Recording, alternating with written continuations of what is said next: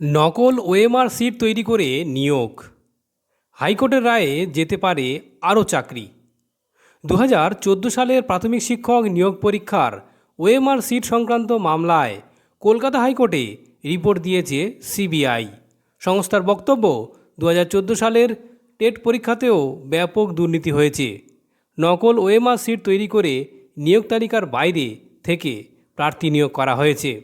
অকৃতকার্য পরীক্ষার্থীদের নিয়োগ হয়েছে বলে দাবি করেছে সিবিআই। কেন্দ্রীয় সংস্থার রিপোর্টের ভিত্তিতে পর্ষদের কাছে উত্তর চেয়েছিল আদালত। যদিও এই মুহূর্তে রিপোর্ট দিতে হচ্ছে না পর্ষদকে, কারণ প্রায় 2 মাস পিছিয়ে গেছে 2014 সালের প্রাথমিক টেট মামলার সিঙ্গেল বেঞ্চের শুনানি।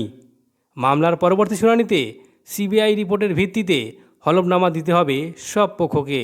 2014 সালের টেটে কারচুপির অভিযোগে কয়েকজন চাকরিপ্রার্থী হাইকোর্টে মামলা করেন। তারপরেই হাইকোর্ট নির্দেশ দেয় যে নিয়োগ প্রক্রিয়া খারিজ করে দিতে হবে। পাশাপাশি সিবিআইকে নির্দেশ দেয় ওএমআর সিটের আসল তথ্য খুঁজতে হবে।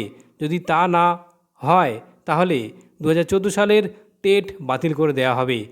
সিবিআই রিপোর্টে যে অনিয়মের ইঙ্গিত দেওয়া হয়েছে তার ফলে ভবিষ্যতে আরও অনেকের চাকরি যেতে পারে বলে আশঙ্কা করা হচ্ছে।